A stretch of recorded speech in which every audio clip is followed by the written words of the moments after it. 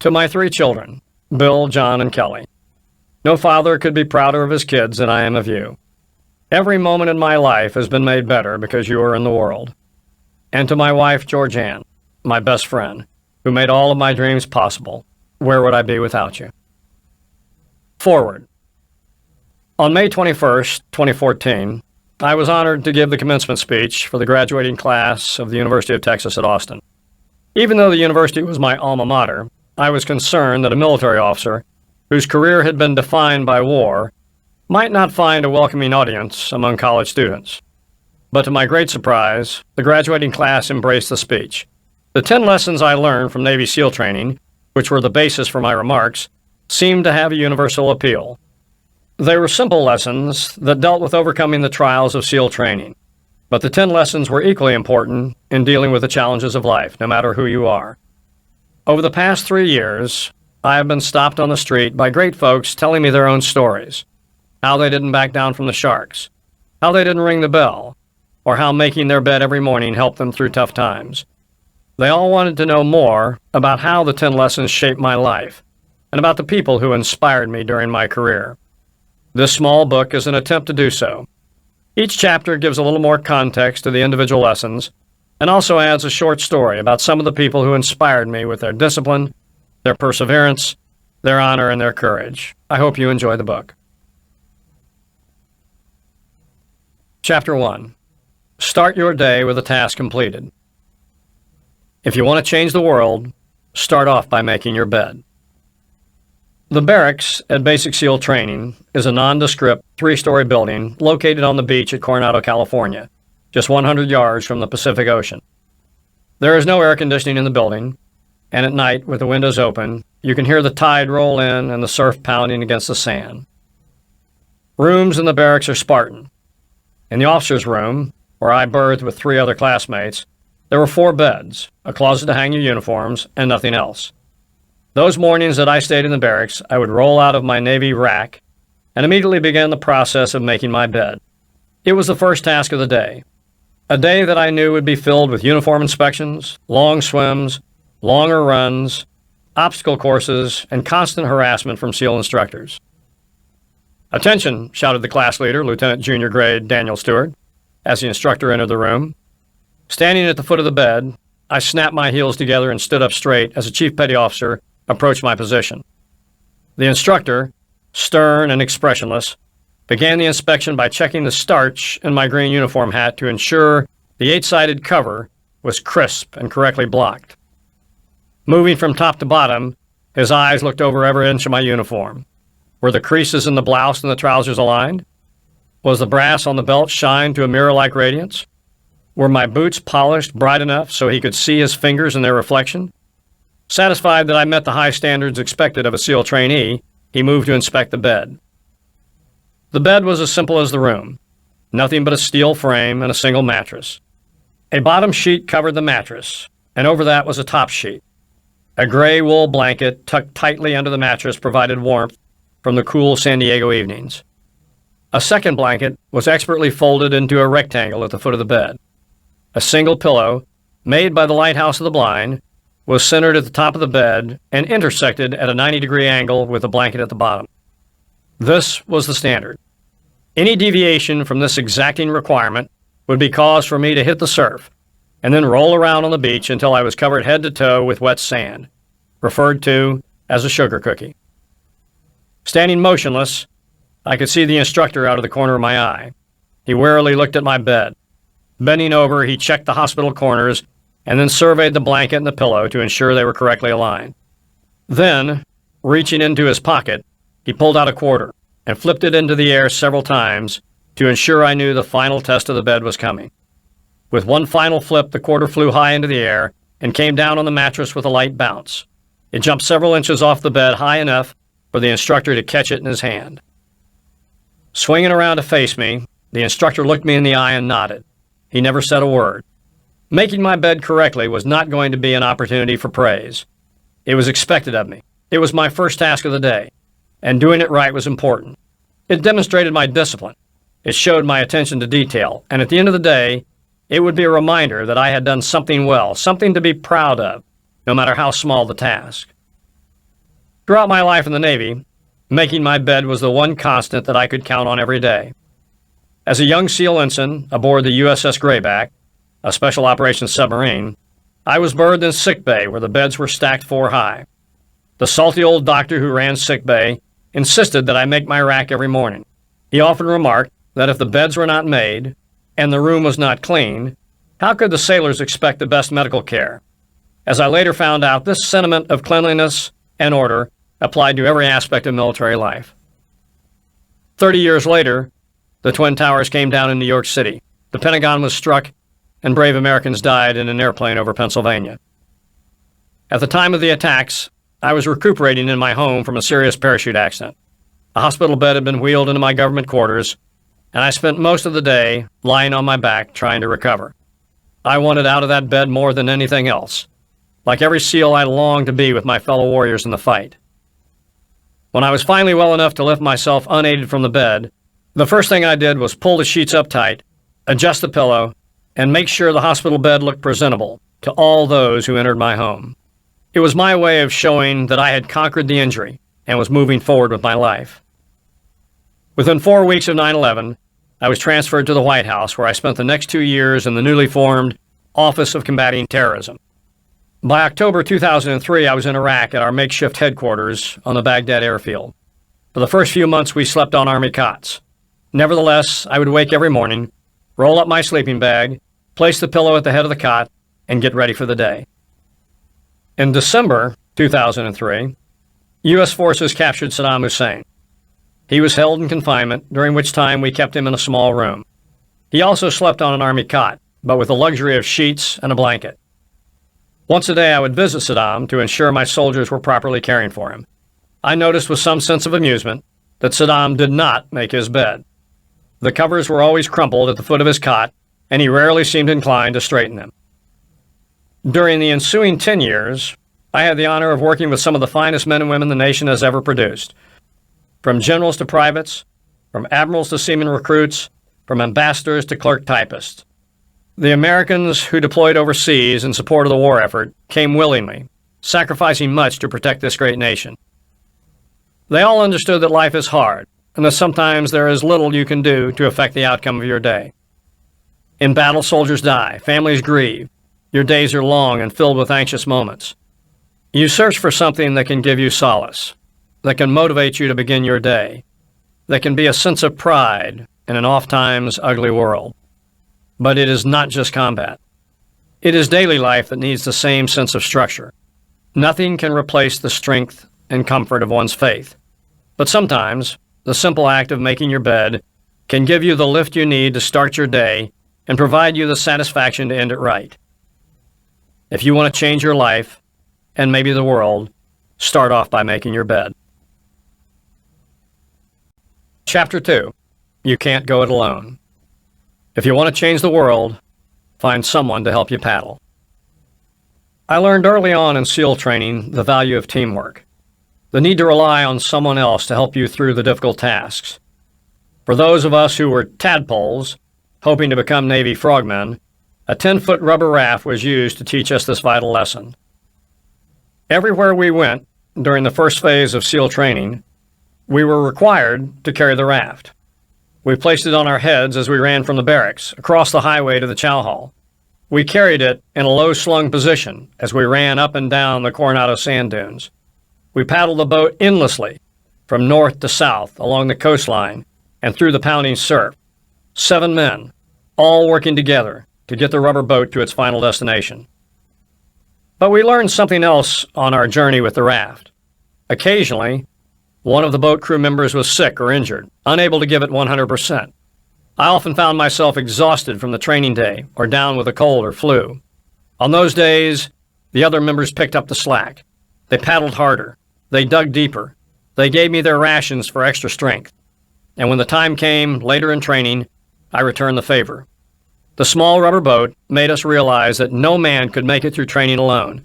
No SEAL could make it through combat alone, and by extension, you needed people in your life to help you through the difficult times.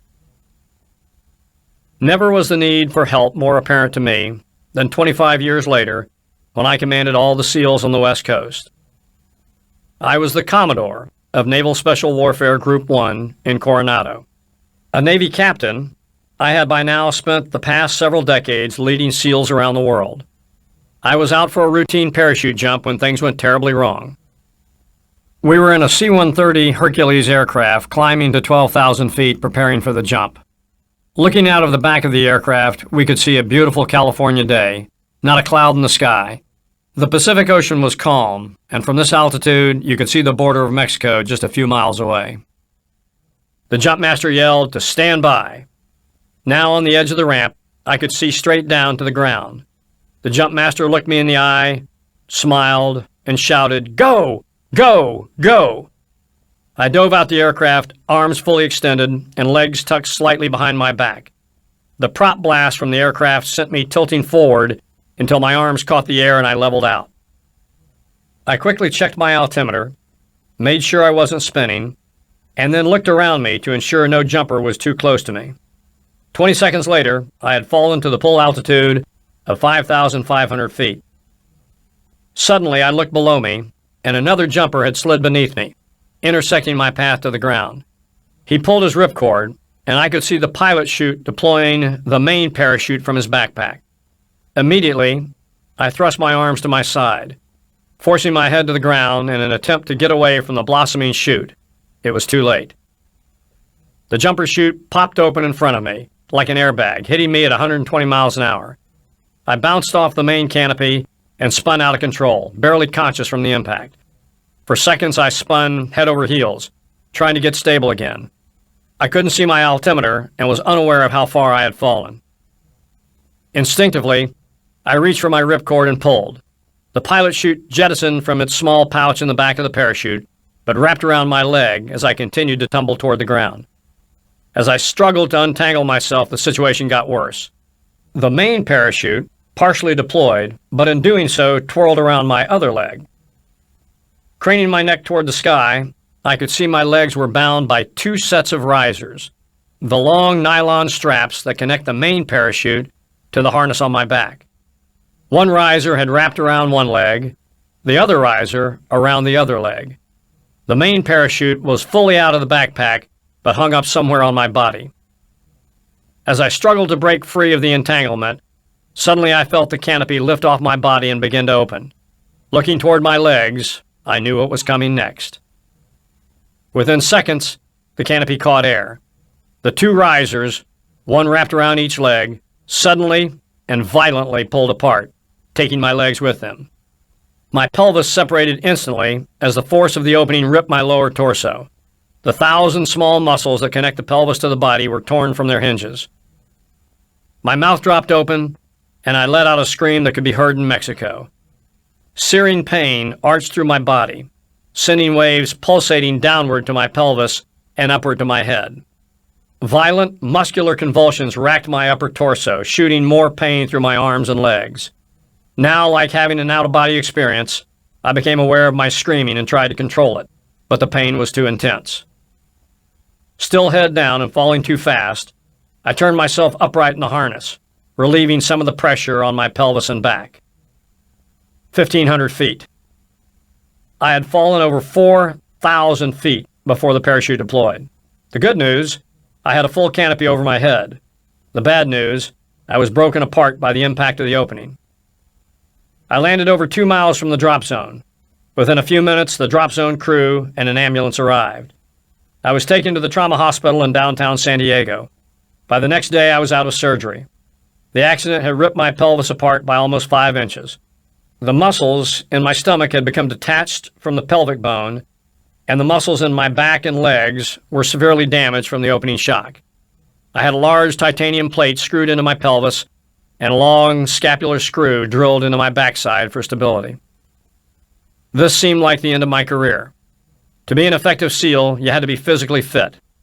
My rehabilitation was going to take months, maybe years, and the Navy was required to conduct a medical evaluation to determine if I was fit for duty. I left the hospital 7 days later, but remained bedridden at my home for the next 2 months. All my life, I had the feeling I was invincible. I believed that my innate athletic abilities could get me out of the most perilous situations. And, Up to this point, I had been right. Many times during my career, I had encountered life-threatening incidents. Mid-air collisions in another parachute, uncontrolled descents in a mini-sub, nearly falling hundreds of feet off an oil rig, trapped beneath a sinking boat, demolition that exploded prematurely, and countless more incidents where a split second decided the fate between living and dying. Each time, I had somehow managed to make the right decision, and each time, I was physically fit enough to overcome the challenges before me. Not this time. Now lying in bed, all I felt was self-pity, but that would not last for long. My wife, Georgianne, had been given nursing duties. She cleaned my wounds, gave me the required daily shots, and changed my bedpan. But most importantly, she reminded me of who I was. I had never given up on anything in my life, and she assured me that I was not going to start now. She refused to let me feel sorry for myself. It was the kind of tough love that I needed, and as the days went by, I got better. My friends came by the house, called constantly, and helped with whatever they could. My boss, Admiral Eric Olson, somehow found a way around the policy that required the Navy to conduct a medical evaluation of my ability to continue to serve as a SEAL. His support for me likely saved my career. During my time in the SEAL teams, I had numerous setbacks, and in each case, someone came forward to help me.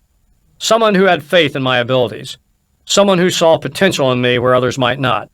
Someone who risked their own reputation to advance my career. I have never forgotten those people, and I know that anything I achieved in my life was a result of others who helped me along the way. None of us are immune from life's tragic moments. Like the small rubber boat we had in basic SEAL training, it takes a team of good people to get you to your destination in life. You cannot paddle the boat alone. Find someone to share your life with. Make as many friends as possible, and never forget that your success depends on others. Chapter 3. Only the size of your heart matters. If you want to change the world, measure a person by the size of their heart. I ran to the beach with my black rubber flippers tucked underneath my arm and my mask in my left hand. Coming to parade rest, I anchored the flippers in the soft sand, leaning them against each other to form a teepee. Standing to my right and left were other students. Dressed in green t-shirts, khaki swim trunks, neoprene booties, and a small life jacket, we were preparing for our morning 2-mile swim. The life jacket was a small, rubberized bladder that inflated only when you pulled the handle.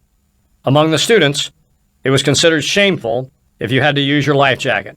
Still, the SEAL instructors were required to inspect every life jacket before each swim. This inspection also gave the instructors an opportunity for more harassment. The surf off Coronado that day was about 8 feet high. The waves were coming in lines of 3, plunging with a roaring sound that made each student's heart beat a little faster. As the instructor moved slowly down the line, he came to the man directly to my right. The student, a seaman recruit and brand new to the Navy, was about 5'4" in height. The SEAL instructor, a highly decorated Vietnam vet, was well above 6'2" and towered over the smaller man. After inspecting the student's life jacket, the instructor looked over his left shoulder toward the pounding surf and then reached down and grabbed the student's flippers. Holding them close to the young sailor's face, he said quietly, "Do you really want to be a frogman?" The sailor stood up straight, and with a look of defiance in his eyes, "Yes, instructor, I do," he shouted. "You're a tiny little man," the instructor said, waving the flippers in his face. "Those waves out there could break you in half." He paused and glanced towards the ocean. "You should think about quitting now before you get hurt." Even out of the corner of my eye, I could see the student's jaw begin to tighten. "I won't quit," the sailor replied, drawing out each word. Then the instructor leaned in and whispered something in the student's ear. I couldn't make out the words over the breaking waves. After all the trainees were inspected, the instructors ordered us into the water, and we began our swim. An hour later, I crawled out of the surf zone, and standing on the beach was the young seaman recruit. He had finished the swim near the head of the class. Later that day, I pulled him aside and asked what the instructor had whispered to him. He smiled and said proudly, "Prove me wrong." SEAL training was always about proving something. Proving that size didn't matter. Proving that the color of your skin wasn't important. Proving that money didn't make you better. Proving that determination and grit were always more important than talent. I was fortunate to learn that lesson a year before training began. As I boarded the city bus in downtown San Diego, I was excited about the prospect of visiting the basic SEAL training facility across the bay in Coronado. I was a first-class midshipman attending my summer cruise as part of the Naval Reserve Officers Training Corps, ROTC program. As a first-class midshipman, I was between my junior and senior years in college, and if all went well, I hoped to be commissioned the following summer and head off to SEAL training. It was the middle of the week, and I had received permission from my ROTC instructor to deviate from the planned training aboard one of the ships in port and make my way to Coronado.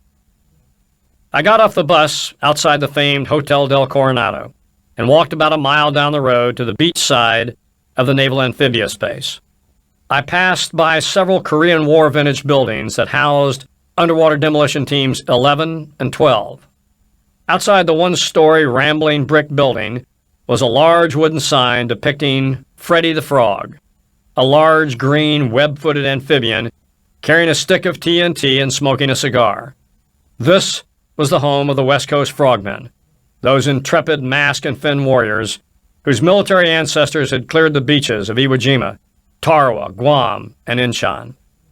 My heart began to beat a little faster. This was exactly where I wanted to be in a year. As I passed the underwater demolition teams, the next building belonged to SEAL Team 1. At the time, a new breed of jungle fighters who had earned their reputation in Vietnam as some of the toughest men in the military. Another large wooden sign showed Sammy the SEAL, a dagger in one hand and dark cloak wrapped around his shoulders. As I would later learn, the Frogmen and the SEALs were one and the same. All the men were graduates of SEAL training, all frogmen at heart. Finally, I approached the last government building on the beach side of the naval base. On the outer facade of the building, it read, Basic Underwater Demolition SEAL Training. Standing outside the main entrance were two SEAL instructors, surrounded by some young high school sea cadets. The two SEALs towered over the high school students. Senior Chief Petty Officer Dick Ray stood 6'3" with broad shoulders, a thin waist, a deep tan, and a dark pencil-thin mustache. He was everything I expected a SEAL to look like. Standing next to him was Chief Petty Officer Gene Wentz. Well over 6 feet, Wentz was built like a linebacker, with imposing biceps and a steely-eyed glare that cautioned everyone not to get too close.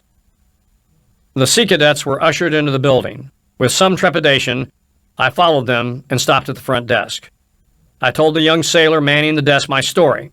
I was a midshipman from the University of Texas and hoped to talk with someone about SEAL training. The sailor left his desk momentarily, returning to inform me that the first phase officer, Lieutenant Doug Huth, would be glad to talk with me in a few minutes. As I waited to be called into Lieutenant Huth's office, I slowly walked up and down the hall, looking at the pictures that adorned the walls.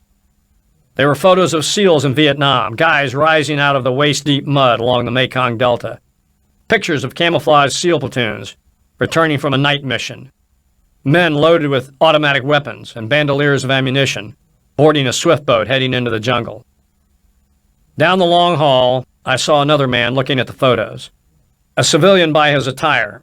He was slightly built, almost frail, and a mop of dark hair hung beetle-like over his ears.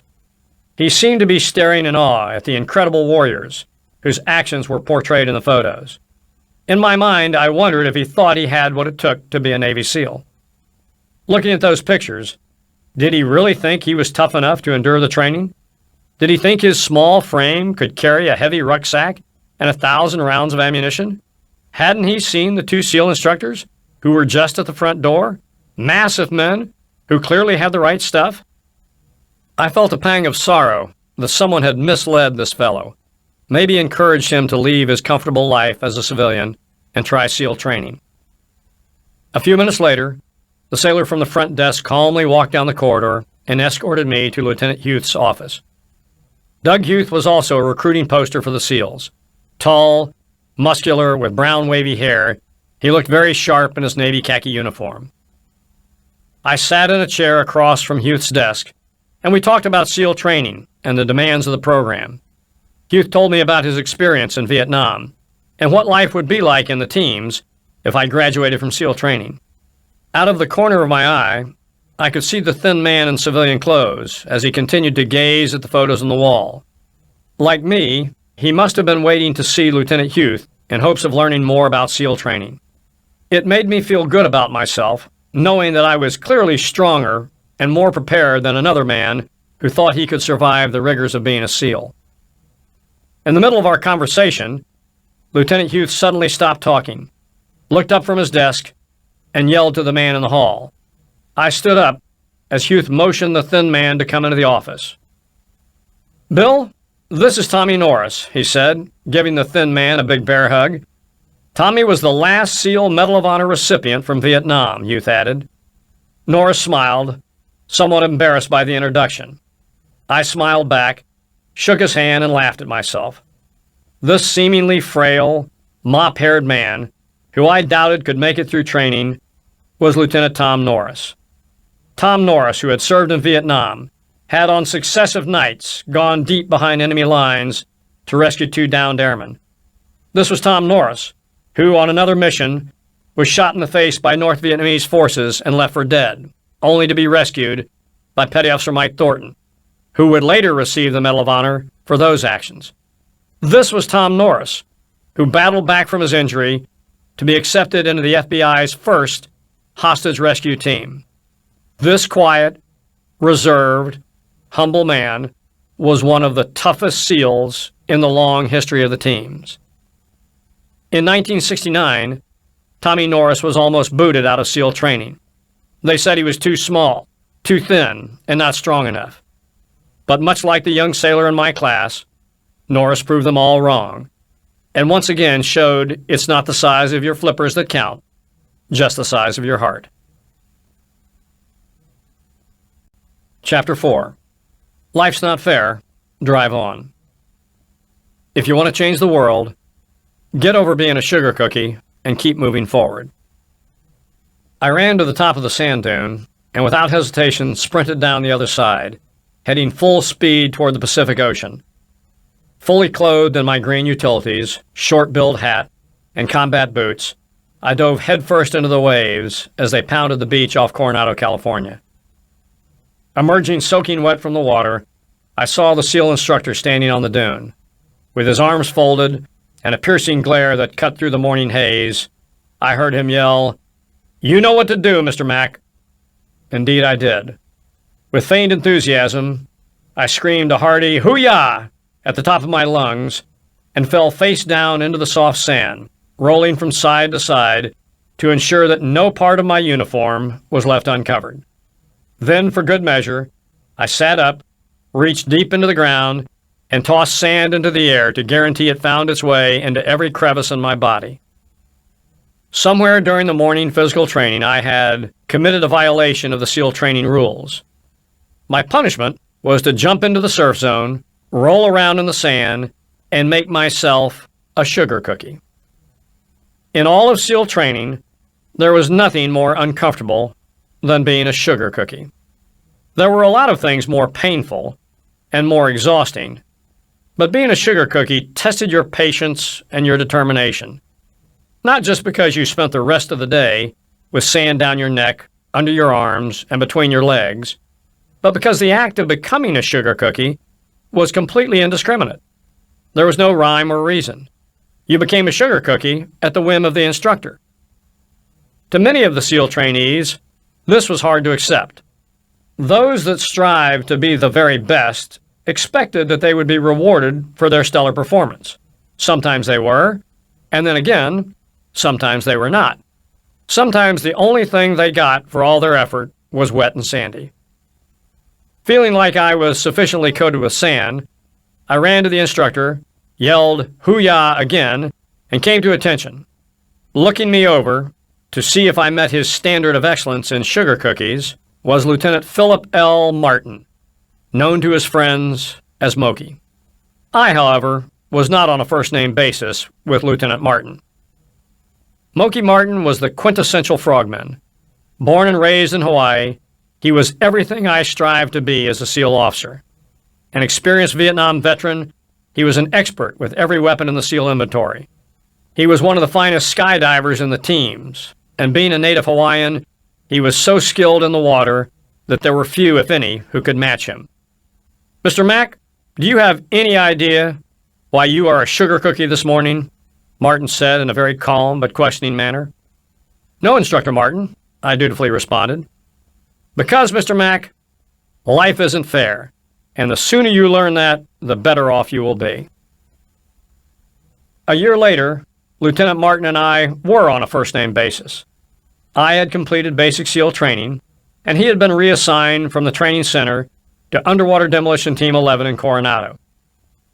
The more I got to know Moki, the deeper my respect grew for him. In addition to being a superb SEAL operator, Moki was also a phenomenal athlete. In the early 1980s, he was on the leading edge of the triathlon craze. He had a beautiful freestyle stroke in the open ocean. His calves and thighs were strong and moved him effortlessly on the long runs. But his real advantage was the bicycle. He and the bike were made for each other. Every morning he would mount the bike and go for a 30-mile ride up and down the Coronado Silver Strand. There was a flat stretch of paved bike path that paralleled the Pacific Ocean. It ran from the city of Coronado to the city of Imperial Beach. With the ocean on one side and the bay on the other, it was one of the most beautiful sections of beach in California. Early one Saturday morning, Moki was out on a training ride along the Silver Strand. Head down, pedaling fast, he never saw the oncoming bicycle. At roughly 25 miles an hour, the two bikes collided head-on. The bikes crumpled from the impact, slamming the riders together, leaving both men face down on the asphalt path. The first rider rolled over, dusted himself off, and struggled to his feet. He was banged up but otherwise fine. Moki remained face down, unable to move. The paramedics arrived within minutes, stabilized Moki, and transported him to the hospital. Initially, there was hope that the paralysis was temporary, but as the days, months, and years passed, Moki never regained the use of his legs. The crash left him paralyzed from the waist down, with limited movement in his arms. For the past 35 years, Moki has been in a wheelchair. In all of those years, I never once heard him complain about his misfortune in life. Never once did I hear him ask, "Why me?" Never once did he display an ounce of pity for himself. In fact, after his accident, Moki went on to be an accomplished painter. He fathered a beautiful young girl. He founded and continues to oversee the Super Frog Triathlon that is held every year in Coronado. It is easy to blame your lot in life on some outside force, to stop trying because you believe fate is against you. It's easy to think that where you were raised, how your parents treated you, or what school you went to is all that determines your future. Nothing could be further from the truth. The common people and the great men and women are all defined by how they deal with life's unfairness. Helen Keller, Nelson Mandela, Stephen Hawking, Malala Yousafzai, and Moki Martin. Sometimes, no matter how hard you try, no matter how good you are, you still end up as a sugar cookie. Don't complain. Don't blame it on your misfortune. Stand tall, look to the future, and drive on. Chapter 5. Failure can make you stronger. If you want to change the world, don't be afraid of the circus. The waves off Coronado Island were choppy, the small white caps slapping us in the face as we side-stroked back towards the beach. As usual, my swim buddy and I were struggling to keep up with the rest of the SEAL training class. The instructors on the safety boat were yelling for us to pick up the pace, but it seemed like the harder we swam, the farther we fell behind. My swim buddy that day was Ensign Mark Thomas. Like me, Mark had received his commission through the Reserve Officers Training Corps, ROTC. He was a graduate of the Virginia Military Institute and one of the best long-distance runners in the class. In SEAL training, your swim buddy was the person you relied on to have your back. It was your swim buddy who you were physically tied to on the underwater dives. It was your swim buddy who you were partnered with on the long swims. Your swim buddy helped you study, kept you motivated, and became your closest ally throughout training. And as swim buddies, if one of you failed an event, both of you suffered the consequences. It was the instructor's way of reinforcing the importance of teamwork. As we finished the swim and crossed onto the beach, a SEAL instructor was waiting for us. "Drop down," the instructor yelled. This was the command, to fall into the push-up position, back straight, arms fully extended, and head up. "You two call yourselves officers?" There was no point in answering. We both knew he would continue. "Officers in the SEAL teams lead the way. They don't come in last on the swims. They don't embarrass their class." The instructor moved around us, kicking sand in our face as he circled. "I don't think you gentlemen are going to make it. I don't think you have what it takes to be SEAL officers." Pulling a small black notebook from his back pocket, he looked at us with disgust and jotted something down in the book. "You two just made the circus list." He shook his head. "You'll be lucky if you survive another week." The circus. It was the last thing either Mark or I wanted. The circus was held every afternoon at the end of training. The circus was another 2 hours of additional calisthenics combined with non-stop harassment by SEAL combat veterans who wanted only the strong to survive training. If you failed to meet the standard on any event that day, calisthenics, the obstacle course, the timed runs or the swims, your name was on the list. In the eyes of the instructors, you were a failure. What made the circus so feared by the students was not just the additional pain, but also the knowledge that the day after the circus, you would be exhausted from the extra workout and so fatigued that you would fail to meet the standards again. Another circus would follow, then another, and another. It was a death spiral, a cycle of failure that caused many students to quit training. As the rest of the students completed the day's events, Mark and I, along with several others, assembled on the asphalt grinder to begin another long session of calisthenics. Because we had come in last on the swim, the instructors had tailored the circus just for us that day. Flutter kicks. Lots and lots of flutter kicks. The flutter kicks were designed to strengthen your abdominals and thighs so you could power your way through the long open ocean swims. They were also designed to break you. The flutter kick exercise called for you to lay on your back with legs extended directly in front of you and your hands behind your head. As the instructor counted repetitions, you alternated moving your legs up and down in a kicking motion. At no time during the exercise were you allowed to bend your knees. Bending your knees was considered weakness among frogmen. The circus was punishing. Hundreds of flutter kicks, as well as push-ups, pull-ups, sit-ups, and 8-count bodybuilders. By the time the sun went down, Mark and I could barely move. Failure had a price. The next day brought more calisthenics, another run, another obstacle course, another swim, and unfortunately, another circus. More sit-ups, more push-ups, and a lot more flutter kicks. But as the circuses continued, a funny thing happened. Our swims got better, and Mark and I began to move up in the pack.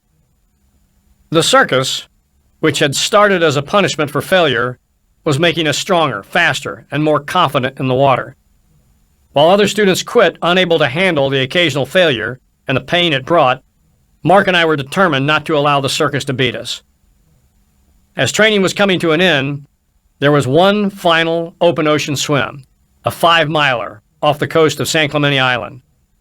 Completing it in the allowable time was essential to graduating from SEAL training. The water was bitterly cold as we jumped off the pier and into the ocean. 15 swim pairs entered the water and began the long trek out of the small bay, around the peninsula, and over the kelp beds. After about 2 hours, the swim pairs were so spread out you couldn't tell where you were in the pack.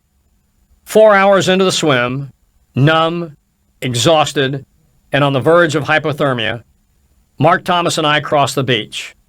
There, waiting at the surf's edge, was the instructor. "Drop down," he yelled. My hands and feet were so cold I couldn't feel the sand beneath my fingers and toes. With my head straining to keep upright, all I could see was the instructor's boots as he walked around marking me. "Once again, you two officers have embarrassed your class." Another set of boots appeared in my view, and then another. Several instructors were now surrounding us. "You have made all your teammates look bad," he paused. "Recover, gentlemen." As Mark and I got to our feet, we looked around the beach and suddenly realized we were the first swim pair to finish. "You embarrassed them all right," the instructor smiled. "The second pair isn't even in sight." Mark and I turned to look toward the ocean, and sure enough, there was no one in view. "Well done, gentlemen. It looks like all that extra pain and suffering paid off." The instructor paused, stepped over, and shook our hands. "I'll be honored to serve with you when you get to the teams." We had made it. The long swim was the final tough event of training. Several days later, Mark and I graduated. Mark went on to have a distinguished career in the SEAL teams, and we remain close friends to this day. In life, you will face a lot of circuses. You will pay for your failures. But if you persevere, if you let those failures teach you and strengthen you, then you will be prepared to handle life's toughest moments. July 1983 was one of those tough moments. As I stood before the commanding officer, I thought my career as a Navy SEAL was over. I had just been relieved of my SEAL squadron, fired for trying to change the way my squadron was organized, trained, and conducted missions. There were some magnificent officers and enlisted men in the organization, some of the most professional warriors I had ever been around. However, much of the culture was still rooted in the Vietnam era, and I thought it was time for a change. As I was to find out, change is never easy, particularly for the person in charge. Fortunately, even though I was fired, my commanding officer allowed me to transfer to another SEAL team, but my reputation as a SEAL officer was severely damaged. Everywhere I went, other officers and enlisted men knew I had failed, and every day there were whispers and subtle reminders that maybe I wasn't up to the task of being a SEAL. At that point in my career, I had two options: quit and move on to civilian life, which seemed like the logical choice in light of my recent officer fitness report, or weather the storm and prove to others and myself that I was a good SEAL officer. I chose the latter. Soon after being fired, I was given a second chance, an opportunity to deploy overseas as the officer in charge of a SEAL platoon. Most of the time on that overseas deployment, we were in remote locations, isolated and on our own. I took advantage of the opportunity to show that I could still lead. When you live in close quarters with 12 SEALs, there isn't anywhere to hide. They know if you are giving 100% on the morning workout. They see when you are first in line to jump out of the airplane and last in line to get the chow. They watch you clean your weapon, check your radio, read the intelligence, and prepare your mission briefs. They know when you have worked all night preparing for tomorrow's training. As month after month of overseas deployment wore on, I used my previous failure as motivation to outwork, out-hustle, and outperform everyone in the platoon. I sometimes fell short of being the best, but I never fell short of giving it my best. In time, I regained the respect of my men. Several years later, I was selected to command a SEAL team of my own. Eventually, I would go on to command all the SEALs on the West Coast. By 2003, I found myself in combat in Iraq and Afghanistan. Now that I was a one-star admiral leading troops in a war zone, every decision I made had its consequences. Over the next several years, I stumbled often. But for every failure, for every mistake, there were hundreds of successes. Hostages rescued, suicide bombers stopped, pirates captured, terrorists killed, and countless lives saved. I realized that the past failures had strengthened me, taught me that no one is immune to mistakes. True leaders must learn from their failures, use the lessons to motivate themselves, and not be afraid to try again or make the next tough decision. You can't avoid the circus. At some point, we all make the list. Don't be afraid of the circus. Chapter 6. You must dare greatly. If you want to change the world, slide down the obstacle head first. Standing at the edge of the 30-foot tower, I grabbed the thick nylon rope. One end of the rope was attached to the tower, and the other end anchored on the ground to a pole 100 feet away. I was halfway through the SEAL obstacle course, and I was on a record pace. Swinging my legs over the top of the line and holding on for dear life, I began to inch my way off the platform. My body hung underneath the rope, and with a caterpillar-like motion, I slowly made my way, foot by foot, to the other end. As I reached the end, I released my grip on the line, dropped into the soft sand, and ran to the next obstacle. The other students in my class were yelling encouragement, but I could hear the SEAL instructor calling out the minutes. I had lost a lot of time on the slide for life. My possum-style technique of negotiating the long rope was just too slow, but somehow I couldn't bring myself to slide down the rope head first. Going head first off the tower, using a method called commando style, was much faster, but also much riskier. You were less stable on the top of the rope than hanging underneath, and if you fell and injured yourself, you would be washed out of the class. I crossed the finish line with a disappointing time. As I was doubled over, trying to catch my breath, a grizzled old Vietnam vet with highly polished boots and a heavily starched green uniform stood hunched over me. "When are you going to learn, Mr. Mack?" he said with an unmistakable tone of contempt. "That obstacle course is going to beat you every time unless you start taking some risks."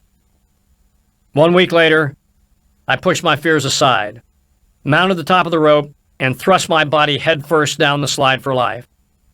As I crossed the finish line in a personal best, I could see the old Vietnam SEAL nodding his approval. It was a simple lesson in overcoming your anxieties and trusting your abilities to get the job done. The lesson would serve me well in the years to come.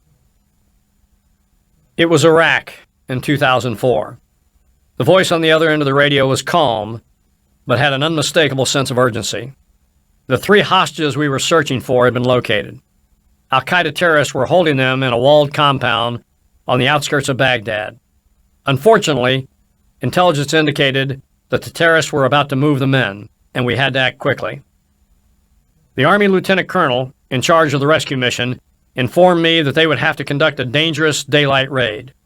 To make matters worse, the only way to be successful was to land 3 Black Hawk helicopters carrying the assault force into the middle of the small compound. We talked through other tactical options, but it was clear the colonel was right.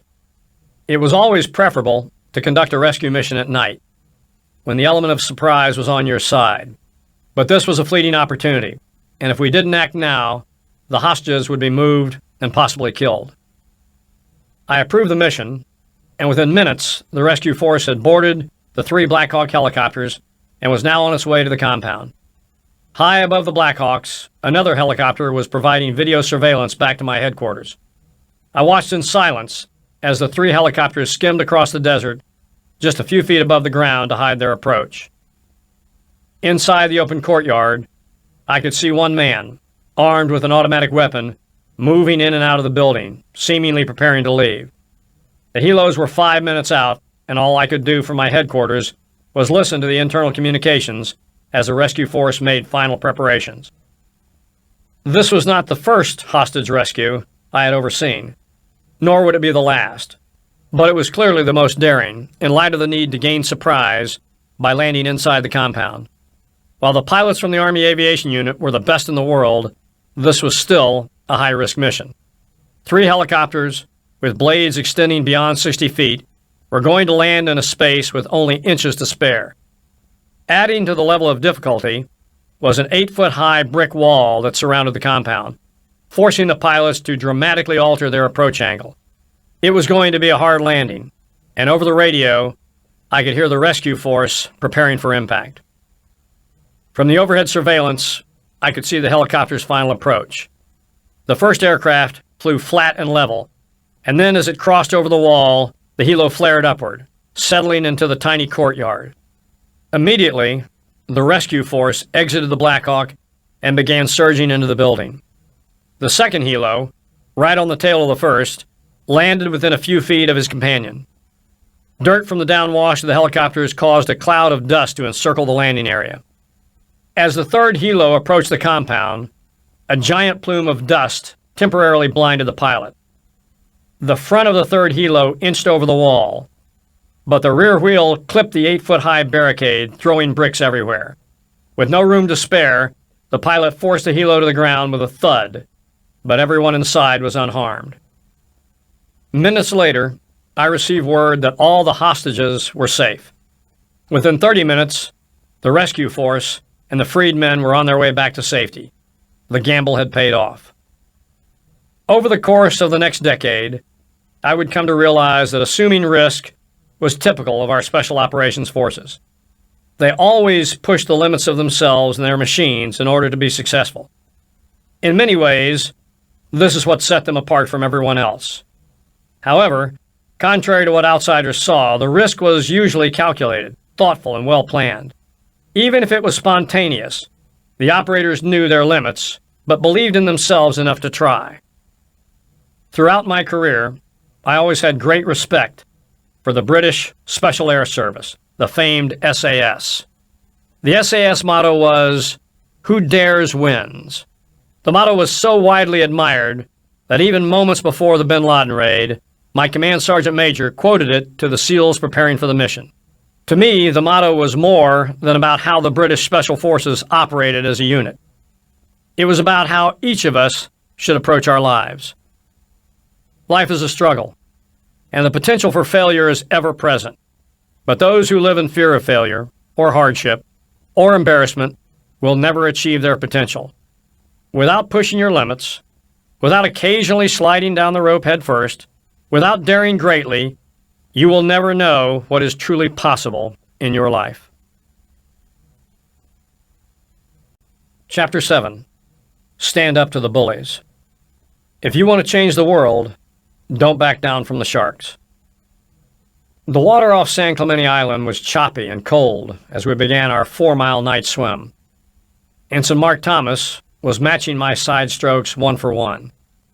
With nothing but a loose-fitting wetsuit top, a mask, and a pair of fins, we swam hard against the current that was pushing southward around the small peninsula.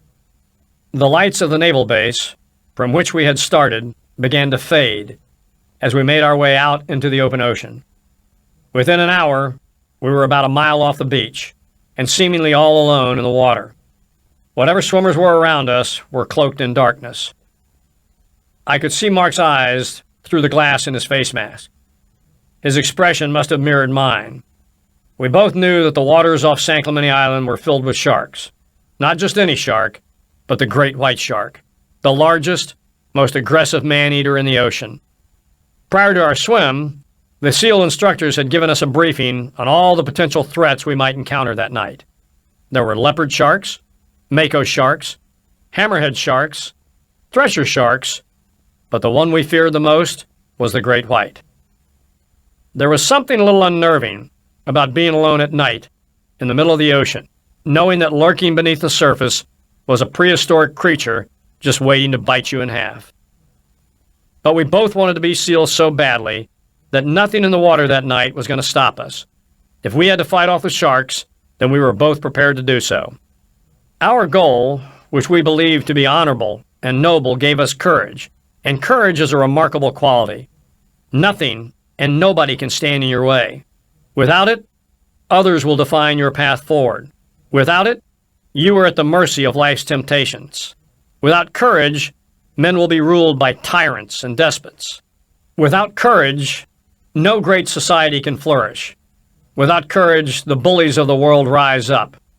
With it, you can accomplish any goal. With it, you can defy and defeat evil. Saddam Hussein, the now former president of Iraq, sat on the edge of an old army cot, clad only in an orange jumpsuit. Having been captured by U.S. forces 24 hours earlier, he was now a prisoner of the United States. As I opened the door to allow the new Iraqi government leaders into the room, Saddam remained seated. A smirk crossed his face, and there was no sign of remorse or submission in his attitude. Immediately, the 4 Iraqi leaders began to yell at Saddam, but from a safe distance. With a look of contempt, Saddam gave them a deadly smile and motioned them to sit down. Still fearful of the former dictator, They each grabbed a folding chair and took their seats. The screaming and finger-pointing continued, but slowly subsided as the former dictator began to talk. Under Saddam Hussein, the Ba'ath Party was responsible for the deaths of thousands of Shia Iraqis and tens of thousands of Kurds. Saddam had personally executed a number of his own generals whom he felt were disloyal. Although I was positive Saddam would no longer be a threat to the other men in the room, the Iraqi leaders were not so certain. The fear in their eyes was unmistakable. This man, the butcher of Baghdad, had for decades terrorized an entire nation. His cult of personality had drawn to him followers of the worst sort. His murderous thugs had brutalized the innocent and forced thousands to flee the country. No one in Iraq had mustered the courage to challenge the tyrant. There was no doubt in my mind that these new leaders were still terrified of what Saddam might be able to do, even from behind bars. If the purpose of the meeting was to show Saddam that he was no longer in power, it had failed. In those brief moments, Saddam had managed to intimidate and frighten the new regime leadership. He seemed more confident than ever. As the Iraqi leaders left, I instructed my guards to isolate the former president in a small room. There would be no visitors, and the guards in the room were ordered not to talk with Saddam. Over the next month, I visited the small room every day, and every day Saddam rose to greet me, and every day without speaking, I motioned him back to his cot. The message was clear. He was no longer important. He could no longer intimidate those around him. He could no longer instill fear into his subjects. Gone was the gleaming palace. Gone were the handmaidens, the servants, and the generals. Gone was the power. The arrogance and oppressiveness that had defined his rule had ended. Courageous young American soldiers had stood up to his tyranny, and now he was no longer a threat to anyone. 30 days later, I transferred Saddam Hussein to a proper military police unit, and a year later, the Iraqis hanged him for his crimes against the nation. Bullies are all the same, whether they are in the schoolyard, in the workplace, or ruling a country through terror. They thrive on fear and intimidation. Bullies gain their strength through the timid and faint of heart. They are like sharks that sense fear in the water. They will circle to see if their prey is struggling. They will probe to see if their victim is weak. If you don't find the courage to stand your ground, they will strike. In life, to achieve your goals, to complete the night swim, you will have to be men and women of great courage. That courage is within all of us. Dig deep, and you will find it in abundance. Chapter 8. Rise to the occasion. If you want to change the world, be your very best in the darkest moments. I stood on the small sandy spit of land, looking across the bay at the line of warships that were moored at the 32nd Street Naval Base. In between the ships and our starting point was a small vessel anchored in San Diego Bay that would be this evening's target. Our training class had spent the last several months learning to dive the basic scuba and the more advanced, bubbleless Emerson closed-circuit diving rig. Tonight was the culmination of dive phase, the most technically difficult part of basic SEAL training. Our objective was to swim the 2,000 meters underwater from the starting point across the bay to the anchored vessel. Once underneath the ship, we were to place our practice limpet mine on the keel and then, without being detected, return to the beach. The Emerson diving apparatus was morbidly referred to as the death rig. It was known to malfunction occasionally, and according to SEAL folklore, a number of trainees had died over the years using the Emerson. At night, the visibility in San Diego Bay was so bad that you couldn't see your hand in front of your face. All you had was a small green chemical light to illuminate your underwater compass. To make matters worse, the fog was rolling in. The haze hung low over the bay, making it difficult to take an initial compass bearing on our target. If you missed the target, you would find yourself in the shipping channel, never a good place to be when a Navy destroyer was pulling into port. The SEAL instructors paced back and forth in front of the 25 pairs of divers preparing for the night's dive. The instructors seemed as nervous as we were. They knew that this training event had the highest potential for someone to get hurt or die. The chief petty officer in charge of the event summoned all the divers into a small circle. "Gentlemen," he said, "tonight we find out which of you sailors really want to be frogmen." He paused for effect. "It's cold and dark out there. It will be darker under the ship, so dark that you can get disoriented. So dark that if you get separated from your swim buddy, he will not be able to find you." The fog was now closing in around us, and the mist encircled even the spit of land on which we stood. "Tonight, you will have to be your very best. You must rise above your fears, your doubts, and your fatigue. No matter how dark it gets, you must complete the mission. This is what separates you from everyone else." Somehow, those words stayed with me for the next 30 years. As I watched the fog encircle the airfield at Bagram Air Base in Afghanistan, another dark moment was unfolding in front of me.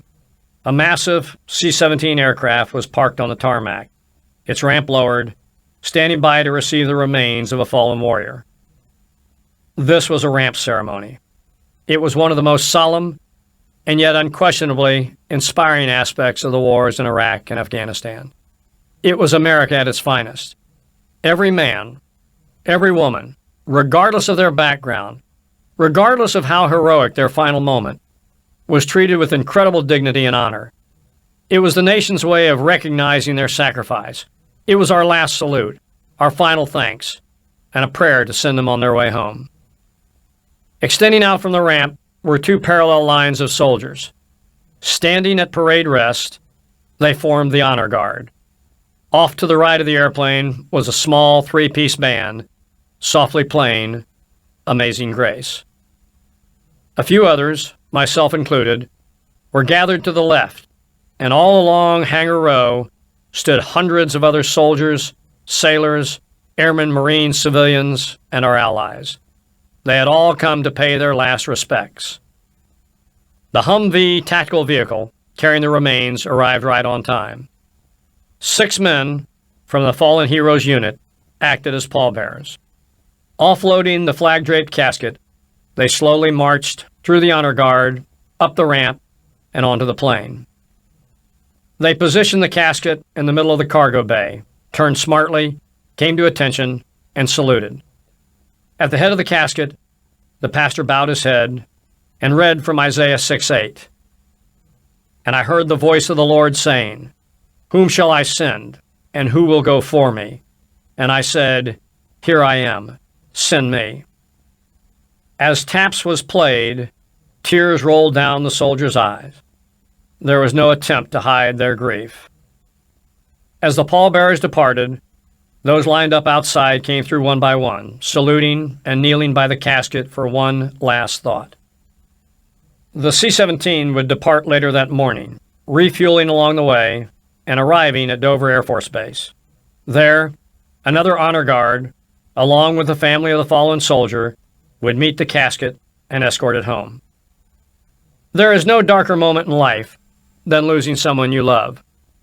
And yet I watch time and again, as families, as military units, as towns, as cities, and as a nation, how we came together to be our best during those tragic times. When a seasoned Army special operator was killed in Iraq, his twin brother stood tall, comforting the soldier's friends, holding the family together, and ensuring that his lost brother would be proud of his strength in this time of need. When a fallen Ranger was returned home to his base in Savannah, Georgia, his entire unit, dressed in their finest uniforms, marched from the church to the Rangers' favorite bar on River Street. All along the route, the town of Savannah turned out firefighters, police officers, veterans, civilians from all walks of life were there to salute the young soldier who had died heroically in Afghanistan.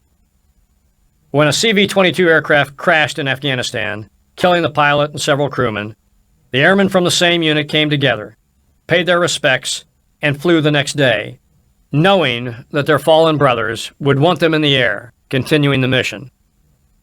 When a helicopter crash took the lives of 25 special operators and 6 National Guard soldiers, the entire nation mourned, but also took incredible pride in the courage, patriotism, and valor of the fallen warriors. At some point, we will all confront a dark moment in life. If not the passing of a loved one, then something else that crushes your spirit and leaves you wondering about your future. In that dark moment, reach deep inside yourself and be your very best. Chapter 9. Give people hope. If you want to change the world, start singing when you're up to your neck in mud. The night wind coming off the ocean was gusting to 20 miles an hour. There was no moon out, and an evening layer of low clouds obscured the stars. I was sitting in chest-deep mud, covered from head to toe with a layer of grime. My vision blurred by the caked-on clay. I could see only the outline of my fellow students lined up in the pit beside me. It was Wednesday of Hell Week, and my SEAL training class was down at the infamous Tijuana Mudflats. Hell Week was the seminal event for the first phase of SEAL training. It was 6 days of no sleep and unrelenting harassment by the instructors. There were long runs, open ocean swims, obstacle courses, rope climbs, endless sessions of calisthenics, and constant paddling of the inflatable boat Small. The purpose of Hell Week was to eliminate the weak, those not tough enough to be SEALs. Statistically speaking, more students quit during Hell Week than at any other time in training, and the mudflats were the toughest part of the week. Located between South San Diego and Mexico, the mudflats were a low-lying area where drainage from San Diego created a large swath of deep, thick mud that had the consistency of wet clay. Earlier that afternoon, our class had paddled our rubber boats from Coronado down to the mudflats. Soon after arriving, we were ordered into the mud and began a series of races and individual competitions designed to keep us cold, wet, and miserable. The mud clung to every part of your body. It was so dense that moving through it exhausted you and tested your will to carry on. For hours, the races continued. By the evening, we could barely move from the bone-chilling coldness and the fatigue. As the sun went down, the temperature dropped, the wind picked up, and everything seemed to get even harder. Morale was declining rapidly. It was only Wednesday, and we all knew that another 3 days of pain and exhaustion lay ahead. This was the moment of truth for a lot of the students. Shaking uncontrollably, with hands and feet swollen from nonstop use, and skin so tender that even the slightest movement brought discomfort, our hope for completing the training was fading fast. Silhouetted against the distant lights of the city, a SEAL instructor walked purposefully to the edge of the mudflats. Sounding like an old friend, he softly talked into a bullhorn and offered comfort to the suffering trainees. We could join him and the other instructors by the fire, he said. He had hot coffee and chicken soup. We could relax until the sun came up, get off our feet, take it easy. I could sense that some of the students were ready to accept his offer. After all, how much longer could we survive in the mud? A warm fire, hot coffee, and chicken soup sure sounded good. But then came the catch. All he needed was for 5 of us to quit. Just 5 quitters, and the rest of the class could have some relief from the pain. The student beside me started to move toward the instructor. I grabbed his arm and held him tight, but the urge to leave the mud was too great. He broke free of my grasp and began to lunge for dry ground. I could see the instructor smiling. He knew that once one man quit, others would follow. Suddenly, above the howl of the wind came a voice, singing. It was tired and raspy, but loud enough to be heard by all. The lyrics were not meant for tender ears, but everyone knew the tune. One voice became 2, and 2 became 3, and then before long, everyone was singing. The student rushing for the dry ground turned around and came back beside me. Looping his arm around mine, he began to sing as well. The instructor grabbed the bullhorn and shouted for the class to quit singing. No one did. He yelled at the class leader to get control of the trainees. The singing continued. With each threat from the instructor, the voices got louder, the class got stronger, and the will to continue on in the face of adversity became unbreakable. In the darkness, with the fire reflecting on the face of the instructor, I could see him smile. Once again, we had learned an important lesson. The power of one person to unite the group. The power of one person to inspire those around him, to give them hope. If that one person could sing while neck-deep in mud, then so could we. If that one person could endure the freezing cold, then so could we. If that one person could hold on, then so could we.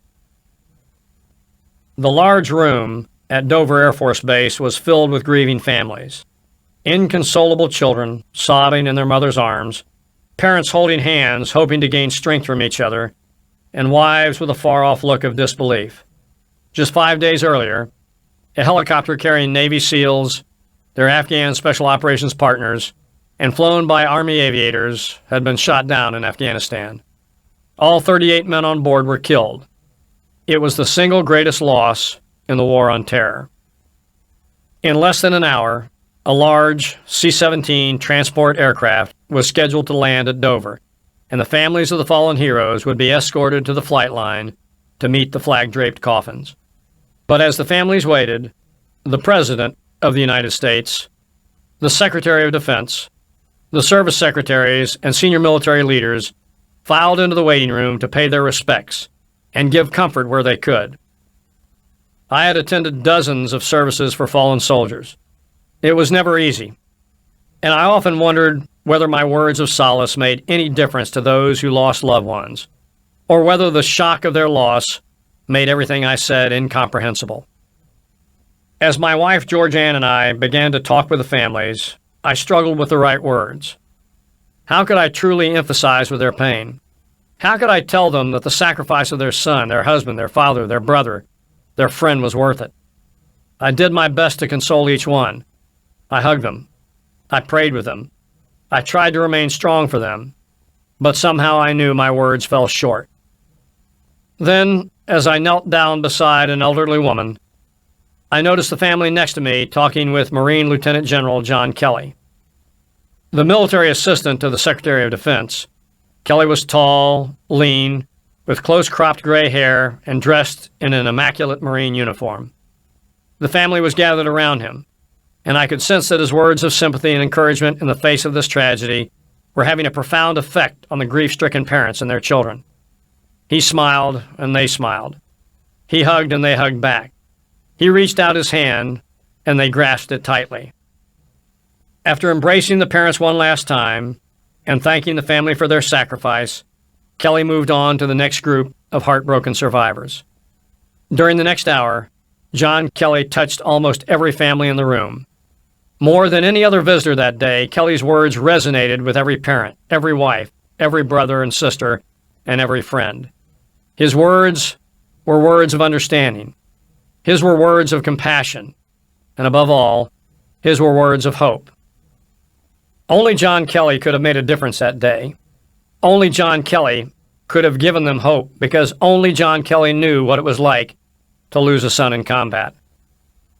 Marine First Lieutenant Robert Kelly was killed in Afghanistan in 2010 while serving with the 3rd Battalion, 5th Marines. General Kelly and his family had struggled with the tragedy just like the families at Dover that day. But the Kelly family had survived. They had endured through the pain, the heartache, and the inconsolable sense of loss. As I watched him that day, he also gave me strength.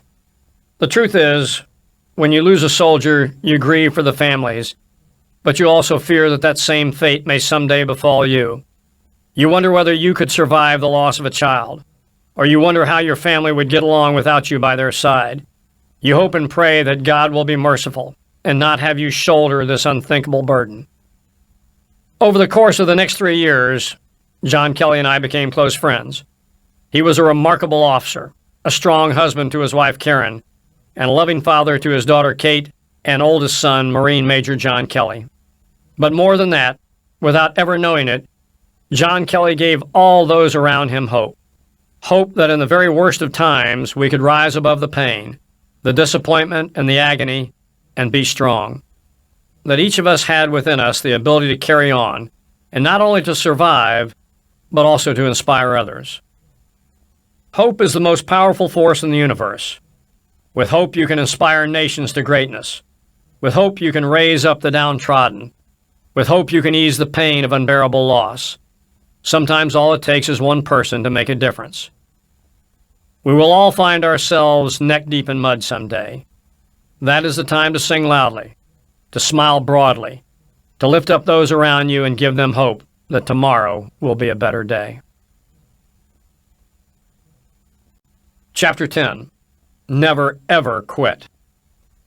If you want to change the world, don't ever, ever ring the bell. I stood at attention, along with the other 150 students, beginning the first day of SEAL training.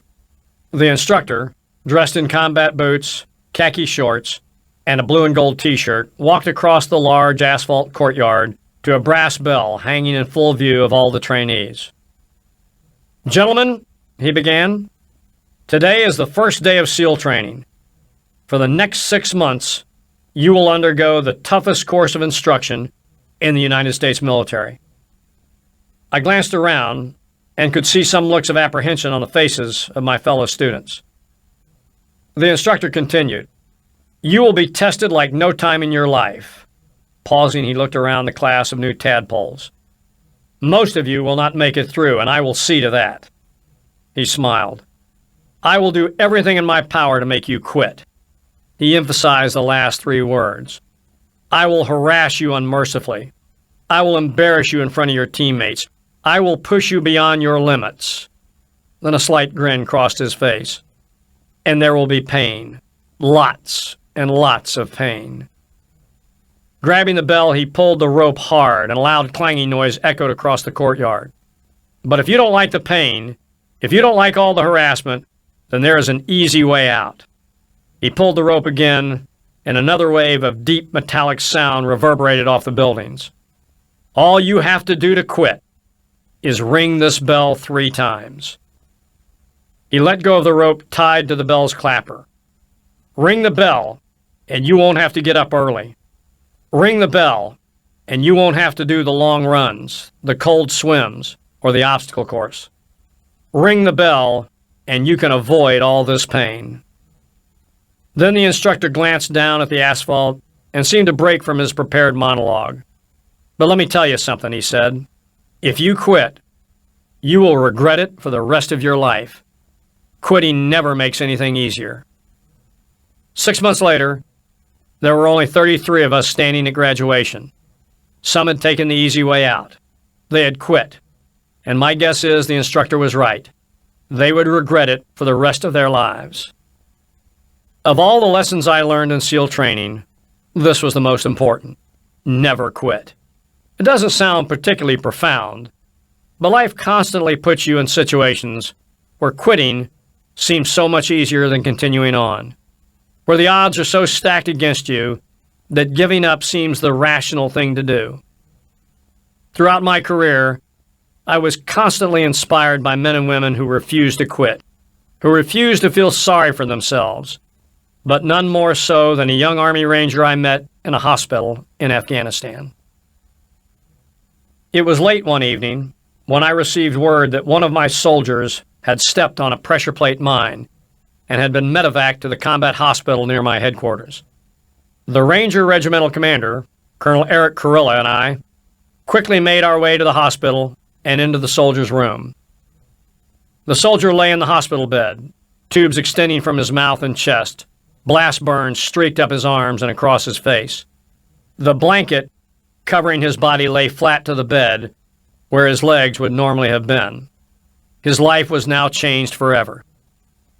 I had made countless visits to the combat hospital in Afghanistan.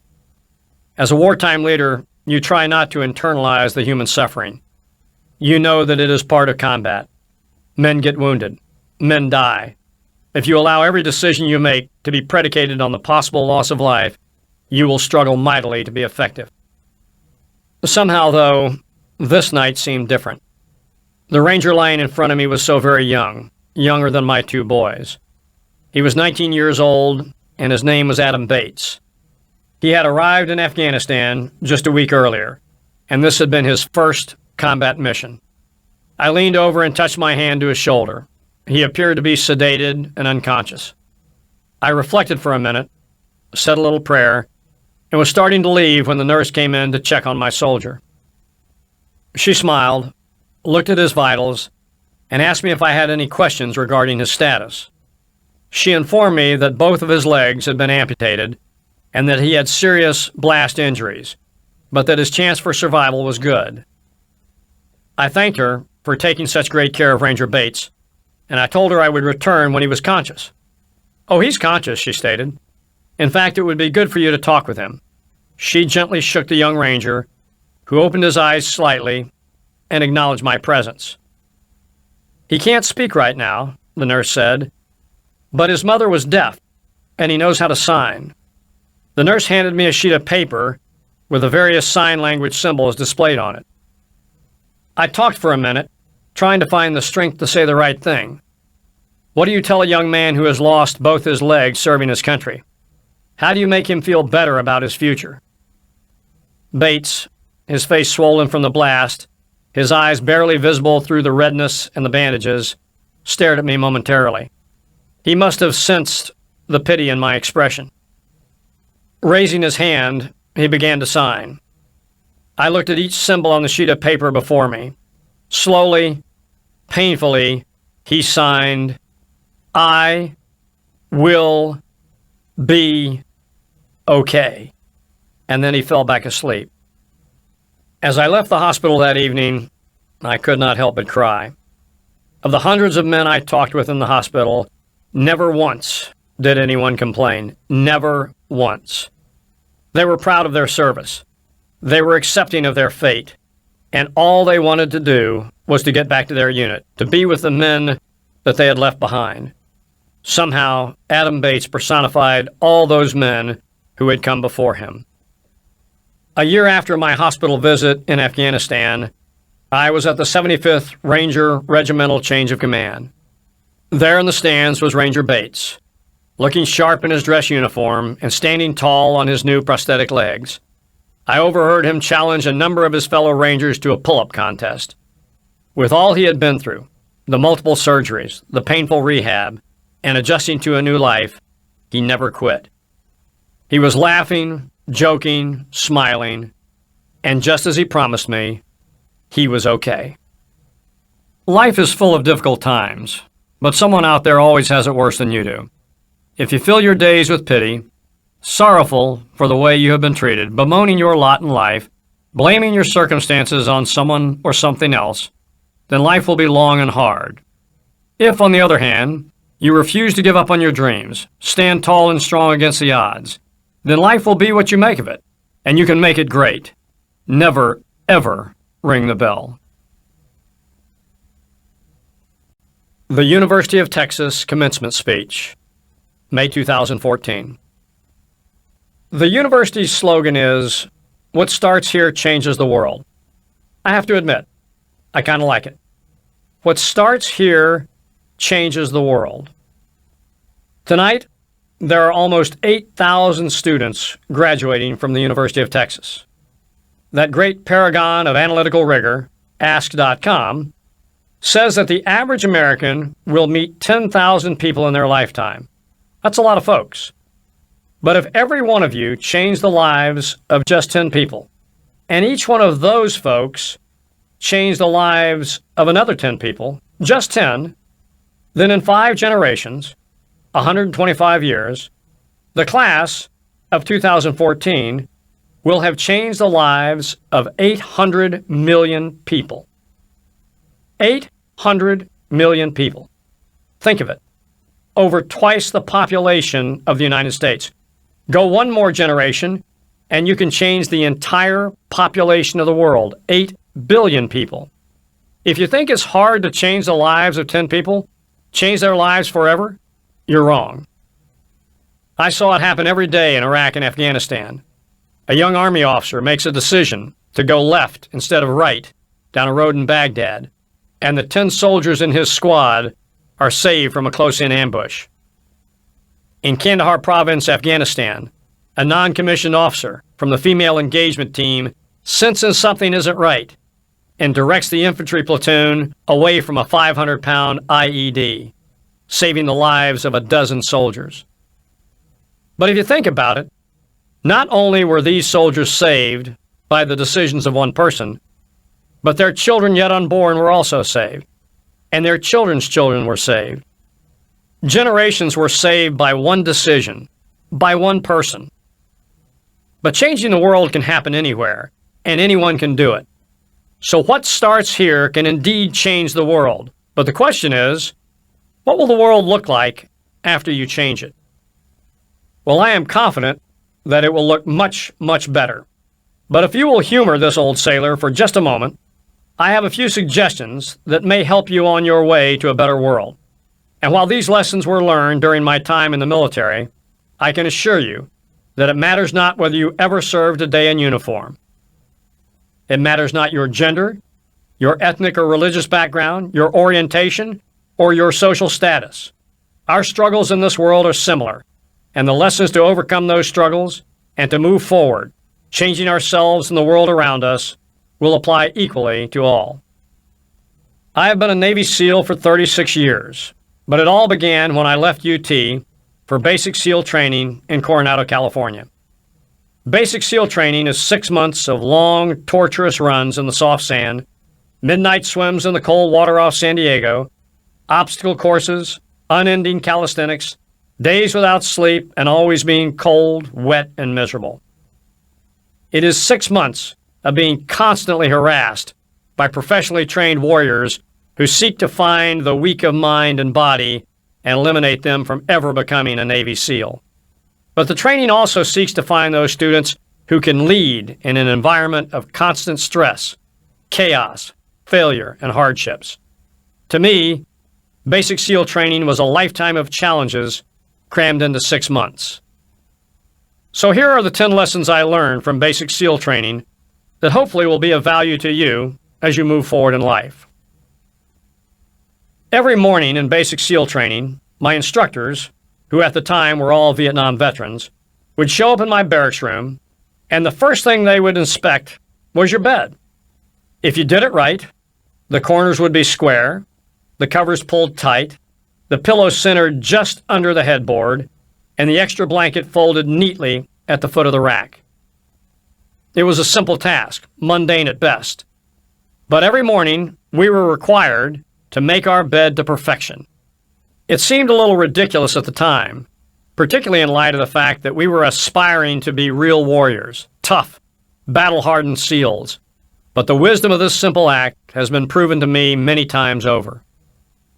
If you make your bed every morning, you will have accomplished the first task of the day. It will give you a small sense of pride, and it will encourage you to do another task, and another, and another.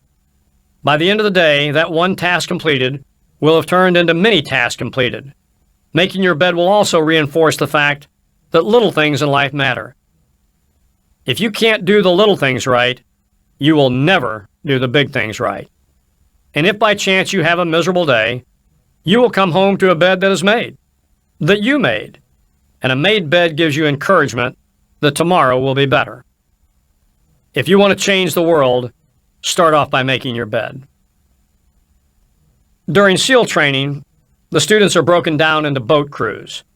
Each crew is 7 students, 3 on each side of a small rubber boat, and 1 coxswain to help you guide the dinghy.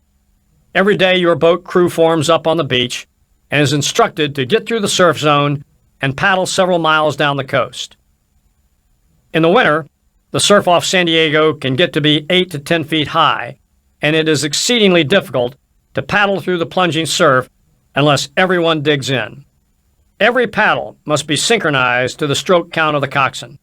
Everyone must exert equal effort, or the boat will turn against the waves and be unceremoniously tossed back onto the beach. For the boat to make it to its destination, everyone must paddle. You can't change the world alone. You will need some help. And to truly get from your starting point to your destination takes friends, colleagues, the goodwill of strangers, and a strong coxswain to guide them. If you want to change the world, find someone to help you paddle. Over a few weeks of difficult training, my SEAL class, which started with 150 men, was down to just 42. There were now 6 boat crews of 7 men each. I was in the boat with the tall guys, but the best boat crew we had was made up of the little guys, the Munchkin crew, we called them. No one was over about 5'5". The Munchkin boat crew had one American Indian, one African American, one Polish American, one Greek American, one Italian American, and 2 tough kids from the Midwest. They out-paddled, outran, and outswam all the other boat crews. The big men in the other boat crews would always make good-natured fun of the tiny little flippers the Munchkins put on their tiny little feet prior to every swim. But somehow these little guys, from every corner of the nation and the world, always had the last laugh, swimming faster than everyone and reaching the shore long before the rest of us. SEAL training was a great equalizer. Nothing mattered but your will to succeed, not your color, not your ethnic background, not your education, and not your social status.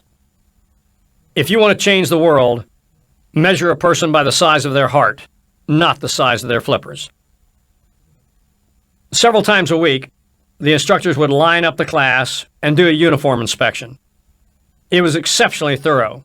Your hat had to be perfectly starched, your uniform immaculately pressed, and your belt buckle shiny and devoid of any smudges. But it seemed that no matter how much effort you put into starching your hat, or pressing your uniform, or polishing your belt buckle, it just wasn't good enough. The instructors would find something wrong. For failing the uniform inspection, the student had to run, fully clothed, into the surf zone, and then, wet from head to toe, roll around on the beach until every part of his body was covered with sand.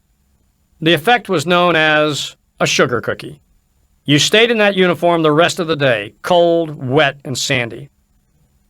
There were many students who just couldn't accept the fact that all their effort was in vain, that no matter how hard they tried to get the uniform right, it was unappreciated. Those students didn't make it through training. Those students didn't understand the purpose of the drill. You were never going to succeed. You were never going to have a perfect uniform.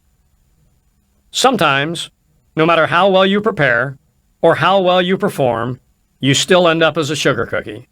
It's just the way life is sometimes. If you want to change the world, get over being a sugar cookie and keep moving forward. Every day during training, you were challenged with multiple physical events, long runs, long swims, obstacle courses, and hours of calisthenics, something designed to test your mettle. Every event had standards, times you had to meet. If you failed to meet those standards, your name was posted on a list, and at the end of the day, those on the list were invited to a circus. A circus was 2 hours of additional calisthenics designed to wear you down, to break your spirit, to force you to quit. No one wanted a circus.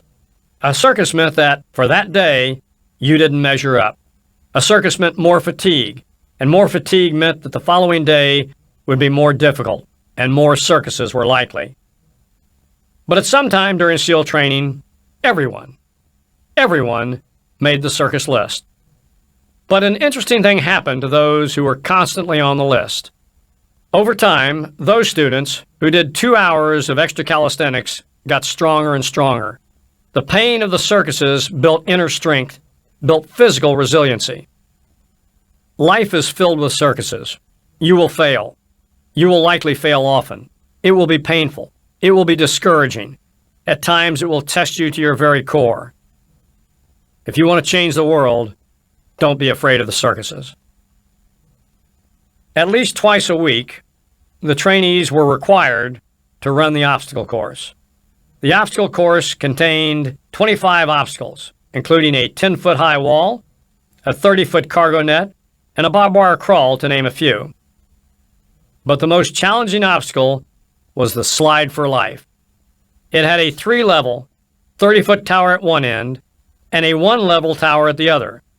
In between was a 100-foot-long rope. You had to climb the 3-tiered tower, and once at the top, you grabbed the rope, swung underneath the rope, and pulled yourself hand over hand until you got to the other end. The record for the obstacle course had stood for years when my class began training in 1977. The record seemed unbeatable until one day a student decided to go down the slide for life head first. Instead of swinging his body underneath the rope and inching his way down, he bravely mounted the top of the rope and thrust himself forward. It was a dangerous move, seemingly foolish and fraught with risk. Failure could mean injury and being dropped from training. Without hesitation, the student slid down the rope perilously fast, and instead of several minutes, it took him only half that time. By the end of the course, he had broken the record. If you want to change the world, sometimes you have to slide down the obstacle head first. During the land warfare phase of training, the students are flown out to San Clemente Island, which lies off the coast of San Diego. The waters off San Clemente are a breeding ground for great white sharks. To pass SEAL training, there are a series of long swims that must be completed. One is the night swim. Before the swim, the instructors joyfully brief the trainees on all the species of sharks that inhabit the waters off San Clemente. They assure you, however, that no student has ever been eaten by a shark, at least not recently. But you are also taught that if a shark begins to circle your position, stand your ground. Do not swim away. Do not act afraid. And if the shark, hungry for a midnight snack, darts towards you, then summon up all your strength and punch him in the snout, and he will turn and swim away. There are a lot of sharks in the world. If you hope to complete the swim, you will have to deal with them. If you want to change the world, don't back down from the sharks. One of our jobs as Navy SEALs is to conduct underwater attacks against enemy shipping. We practice this technique extensively during basic training. The ship attack mission is where a pair of SEAL divers is dropped off outside an enemy harbor, and then they swim well over 2 miles underwater using nothing but a depth gauge and a compass to get to their target. During the entire swim, even well below the surface, there is some light that comes through. It is comforting to know that there is open water above you. But as you approach the ship, which is tied to a pier, the light begins to fade. The steel structure of the ship blocks the moonlight. It blocks the surrounding street lamps. It blocks all ambient light. To be successful in your mission, you have to swim under the ship and find the keel, the center line and the deepest part of the ship. This is your objective. But the keel is also the darkest part of the ship, where you cannot see your hand in front of your face, where the noise from the ship's machinery is deafening, and where it is easy to get disoriented and fail. Every SEAL knows that under the keel, at the darkest moment of the mission, is the time when you must be calm, composed, when all your tactical skills, all your physical power, and all your inner strength must be brought to bear. If you want to change the world, you must be your very best in the darkest moment. The 9th week of training is referred to as Hell Week. It is 6 days of no sleep, constant physical and mental harassment, and one special day at the Mud Flats. The Mud Flats are an area between San Diego and Tijuana where the water runs off and creates the Tijuana Sloughs, a swampy patch of terrain where the mud will engulf you. It is on Wednesday of Hell Week that you paddle down to the Mud Flats and spend the next 15 hours trying to survive the freezing cold mud, the howling wind, and the incessant pressure from the instructors to quit. As the sun began to set that Wednesday evening, my training class, having committed some egregious infraction of the rules, was ordered into the mud. The mud consumed each man till there was nothing visible but our heads. The instructors told us we could leave the mud if only 5 men would quit. Just 5 men, and we could get out of the oppressive cold. Looking around the Mud Flats, it was apparent that some students were about to give up. It was still over 8 hours till the sun came up. 8 more hours of bone-chilling cold. The chattering teeth and shivering moans of the trainees were so loud it was hard to hear anything. And then, one voice began to echo through the night. One voice raised in song. The song was terribly out of tune, but sung with great enthusiasm. One voice became 2, and 2 became 3, and before long everyone in the class was singing. We knew that if one man could rise above the misery, then others could as well. The instructors threatened us with more time in the mud if we kept up the singing, but the singing persisted, and somehow the mud seemed a little warmer, the wind a little tamer, and the dawn not so far away. If I have learned anything in my time traveling the world, it is the power of hope, the power of one person, a Washington, Lincoln, King, Mandela, and even a young girl from Pakistan, Malala. One person can change the world by giving people hope. If you want to change the world, start singing when you're up to your neck in mud. Finally, in SEAL training there is a bell, a brass bell that hangs in the center of the compound for all the students to see. All you have to do to quit is ring the bell. Ring the bell and you no longer have to wake up at 5 o'clock. Ring the bell and you no longer have to do the freezing cold swims. Ring the bell and you no longer have to do the runs, the obstacle course, the PT, and you no longer have to endure the hardships of training. Just ring the bell. If you want to change the world, don't ever, ever ring the bell. To the graduating class of 2014, you are moments away from graduating, moments away from beginning your journey through life, moments away from starting to change the world for the better. It will not be easy. Start each day with a task completed. Find someone to help you through life. Respect everyone. Know that life is not fair and that you will fail often. But if you take some risks, step up when the times are toughest, face down the bullies, lift up the downtrodden, and never ever give up. If you do these things, then the next generation and the generations that follow will live in a world far better than the one we have today. And what started here will indeed have changed the world for the better. Thank you very much. Hook 'em horns.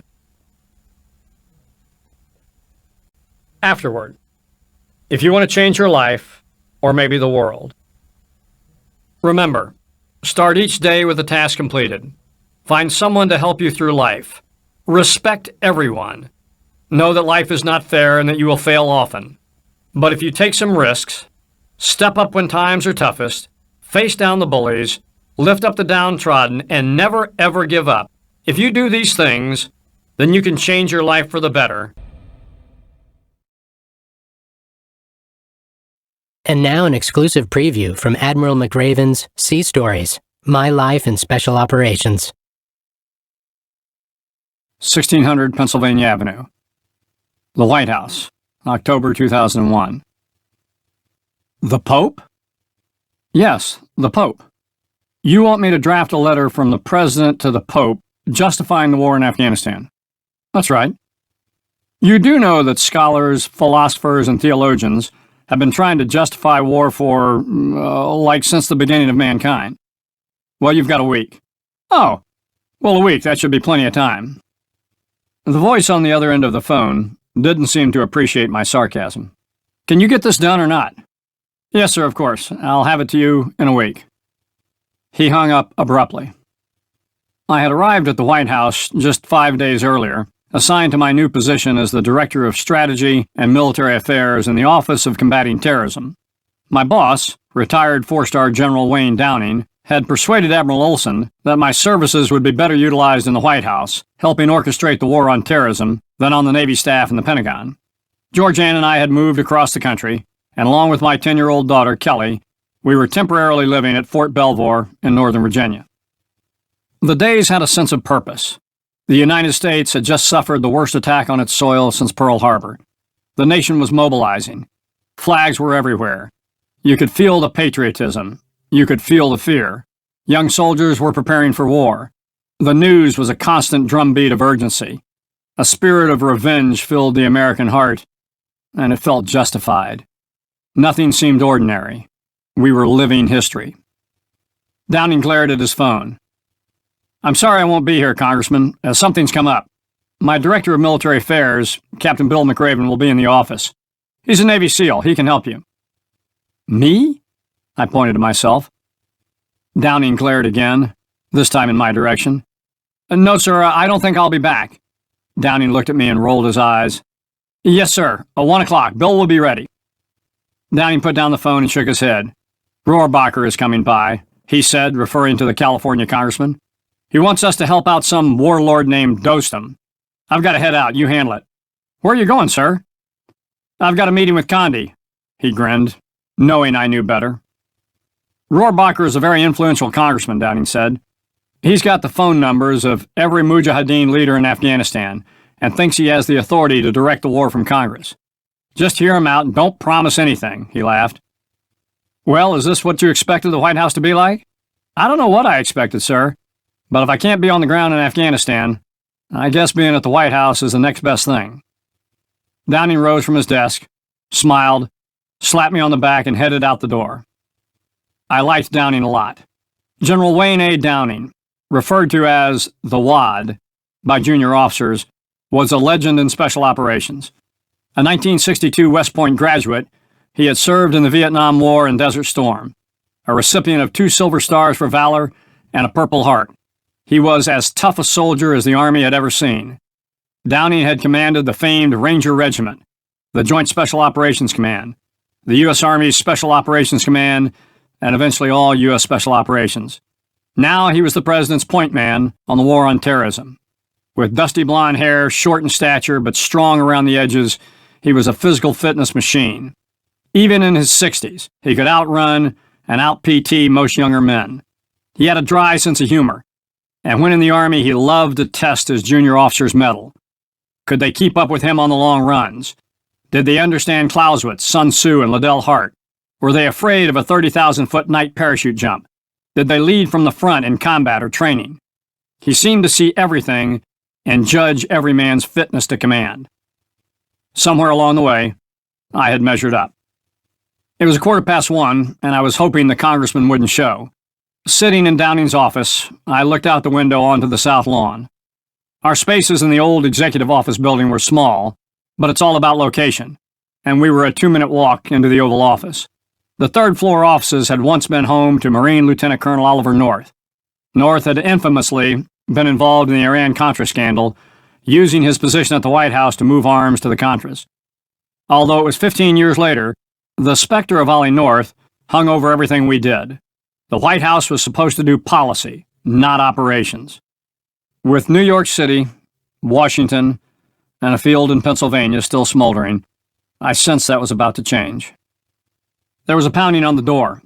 I opened it, and in barged Congressman Dana Rohrbacher and his assistant Al Santoli. "Where's the general?" Rohrbacher demanded, moving quickly from room to room. "Sir, General Downing's out of the office. I'm Bill McRaven," I said, extending my hand. "He asked me to help if I could." "You're the SEAL?" "Yes, sir." "Damn it, I really need to talk with Downing." No offense taken, I thought. I moved into the small office and offered Rohrbacher the one extra chair. Nicely attired in a blue suit and a maroon tie, Rohrbacher could have been mistaken for a retired general. He was clean-shaven, his hair was closely cropped, and he had a confidence and a swagger about him that came from years of being in a position of authority.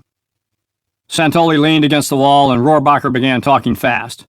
"Look, I got a call from General Dostum. He needs supplies fast, and airstrikes, lots of airstrikes. His men are under attack, and unless we help them, there is no way they are going to survive." Rohrbacher got up from his chair and started pacing. "You need to call George Tenet right now, and get the agency birds to start providing supplies, or call the Pentagon. Call somebody and get those Afghans some help." A phone suddenly rang. I turned to pick it up and realized it wasn't Downing's phone.